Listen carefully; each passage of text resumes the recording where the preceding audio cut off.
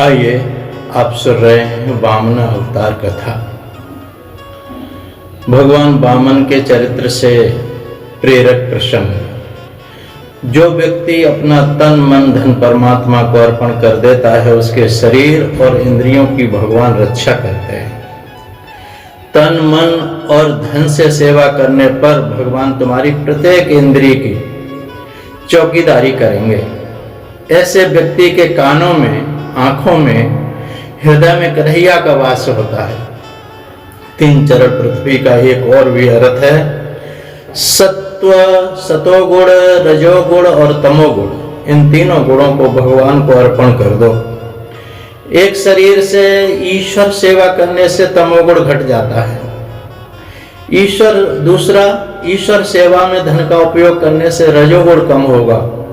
और तन और धन दोगे किंतु मन नहीं दोगे तो ईश्वर प्रसन्न नहीं होंगे। तन और धन से जो तो सेवा की जाए किंतु मन से न की जाए तो प्रभु सेवा में आनंद नहीं आएगा। ईश्वर के साथ मन से संबंध जोड़ना है। और मनुष्य अपना सर्वस्व ईश्वर को नहीं देता है तो कुछ अपने पास रख छोड़ता है, अतः प्रभु प्रसन्न नहीं होते। सतगुण से भी ऊपर उठना है। मन भी ईश्वर को अर्पण करना है, मन को उनकी सेवा में लगाना है। और मन विषयों में तन ठाकुर जी के पास होगा तो काम नहीं बनेगा। सेवा करते हुए आंखों में आंसू आ जाए, मान लेना कि ठाकुर जी की कृपा की है, ठाकुर जी ने कृपा की है। सेवा करने से पाप का क्षय होता है। निर्बलता, दरिद्रता दूर हो जाती है सेवा करने से। गुरु कृपा से ईश्वर के साथ संबंध हो जाए। गुरु प्रदत्त नाम जप से आज्ञा दो, जप से आपका अंतःकरण और मल विक्षेप दूर होकर के ज्ञान का प्रकाश होता है। ज्ञानी व्यक्ति ईश्वर के साथ शरीर नहीं मन से संबंध जोड़ता है। मन से अपने आप को भी समर्पण करना चाहिए। दान देने के बाद बलि राजा ने भगवान को नमन नहीं किया बलि ने। सो वे अप्रसन्न रहे। बलि के मन में सूक्ष्म अभिमान था, सूक्ष्म अभिमान कि मैंने बहुत कुछ दिया है, अर्पण करके भी उसके मन में दीनता, नम्रता नहीं आई। दीनता, नम्रता आनी चाहिए। सब कुछ विधि पूर्वक करने पर भी मानो कि मैंने कुछ भी नहीं दिया है, कुछ भी नहीं किया है। भगवान से कहो, मंत्रहीनम क्रियाहीनम भक्तिहीनम जनार्दना। हे प्रभु, मैं तो भक्ति रहित हूँ, मैं क्रिया रहित हूँ, मंत्र भी नहीं जानता हूँ। मेरी कुछ भूल हो आप क्षमा कर देना प्रभु। मेरे कर्मों को परिपूर्ण मान लेना। सत्कर्म करने के बाद यदि दैन्य आ जाए जीवन में तो सत्कर्म फलीभूत हो जाता है। कर्म नहीं किंतु मैंने कर्म किया है, ऐसा अहंकार बाधक है। मैं कुछ करता हूँ, मैं ज्ञानी हूँ, ऐसा अहंकार होने पर प्रभु उपेक्षा करते हैं। हृदय से नमन करोगे तो भगवान को प्यारे हो जाओगे। बलि के मन में दैन्य आ गया तो सेव्य को सेवक बनना पड़ा। प्रभु सेव्य हैं और बलि के सेवक बन गए। जब दैन्यता आती है तो प्रभु जो मालिक हैं, सेव्य हैं, वो सेवक बन जाते हैं। प्रभु द्वारपाल तक बनने को राजी हो गए। जिसकी इंद्रियां भगवान का नाम रटन करती हैं, उसकी उन सारी इंद्रियों में भगवान आकर के विराज जाते हैं। सुतल लोक के द्वार पर भगवान की चौकीदारी का यही अर्थ है। सुतल लोक, पाताल लोक में बलि ने प्रवेश किया। प्रत्येक द्वार पर शंख, चक्र, गदा, पद्मधारी श्री कृष्ण यानी नारायण विराजमान थे। तन मन धन से सेवा करने वाले की आंखों में और कानों में, प्रत्येक इंद्रिय में श्री कृष्ण रहते हैं। एक बार रावण घूमता फिरता बलि के पास आया और लड़ने को तैयार हो गया।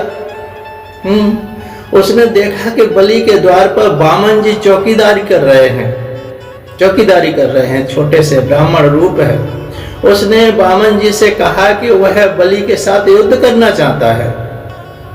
तो वामन जी ने कहा पहले मुझसे युद्ध कर ले, मैं सेवक हूं और वो मेरे स्वामी हैं। तो रावण ने वामन जी के साथ में लड़ना शुरू किया और वामन जी ने उसकी छाती में एक ऐसी लात मारी कि वह समुद्र के किनारे जाकर के गिरा। रावण काम का प्रतीक है। तुम्हारी इंद्रियों के द्वार पर अगर भगवान चौकीदारी करने लगे तो काम रूपी रावण प्रवेश पा नहीं सकेगा, कभी नहीं पा सकेगा। वामन जी ने स्वर्ग का राज्य इंद्र को दे दिया, स्वर्ग का राज्य इंद्र को दिया। और वामन जी बलि राजा के घर दान लेने गए तो दान लेकर वहां उनको द्वारपाल बनना पड़ा। जो दान लेता है वह बंधन में हो जाता है, फंस जाता है। वामन जी बंधन में फंस गए तो सभी को आनंद हुआ, किंतु महालक्ष्मी दुख हुआ। माता लक्ष्मी को बहुत दुख हुआ। बैकुंठ सब खाली पड़ा है, बैकुंठ में सब कुछ था, किंतु नारायण की अनुपस्थिति उससे वे बेचैन थी। वे सदा यही सोचती रहती कि वे कब आएंगे, कहाँ चले गए। एक दिन उन्होंने अकुलाहट के मारे नारद जी से पूछा, नारद तुम ही बताओ बेटा, नारायण कहाँ है, क्यों नहीं आए, किस भक्त के यहाँ ठहर गए। भक्त को तो वो पता नहीं क्या समझते हैं और यहाँ का भी पता नहीं रहता, उनका और भी कोई है, आप कुछ जानते हैं क्या। तो नारद जी ने बताया, उत्तर दिया, सुना है कि नारायण सुतल लोक में और बलि राजा के घर द्वारपाल बनकर के चौकीदारी कर रहे हैं। मैया बलि के पास दान लेने गए थे, सो बंधन में पड़ गए। सर्वस्व का दान लेकर ऋणी हो गए। भगवान ऋणी हो जाते हैं। जो अपने को समर्पित कर देता है भगवान को, भगवान उसके ऋणी हो जाते हैं। लक्ष्मी जी सुतल लोक में आई। घर में ठाकुर जी को प्रसन्नता से स्थापित करोगे तो लक्ष्मी भी उनके पीछे पीछे बिना आमंत्रण के भी आ जाएंगी, दौड़ी दौड़ी आ जाएंगी। जहां भगवान होते हैं वहां लक्ष्मी जी आ ही जाती हैं। यह कोई आश्चर्य तो नहीं है कि जिस घर पर नारायण द्वारपाल हों, विराजमान हों, वहां लक्ष्मी जी भी आमंत्रण के बिना ही आ जाती हैं। तो लक्ष्मी जी के पीछे नहीं भैया, भगवान के पीछे लग जाओ, भगवान के पीछे लग जाओ। भगवान के पीछे लगोगे, लक्ष्मी तो अपने आप दौड़ी चली आएंगी।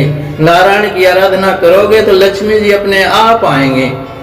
लक्ष्मी जी ने ब्राह्मण पत्नी का रूप धारण किया। उन्होंने बलि राजा से कहा, मैं तुम्हारी धर्म बहन हूं। जगत में न तो मेरा कोई भाई है और न तुम्हारी कोई बहन है।